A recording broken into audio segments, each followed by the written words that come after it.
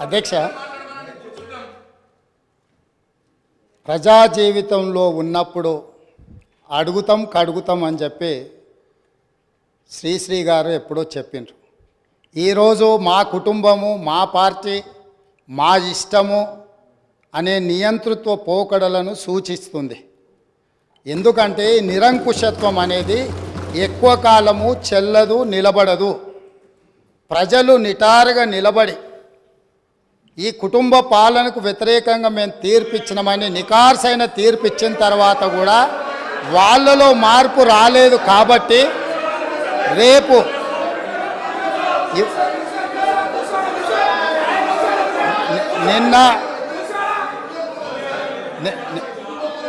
నిన్న ఇక్కడున్న వాళ్ళను అక్కడికి పంపినరు. ప్రజా తీర్పును గౌరవించకపోతే అక్కడున్న వాళ్ళను అక్కడికి పంపుతారు బయటికి.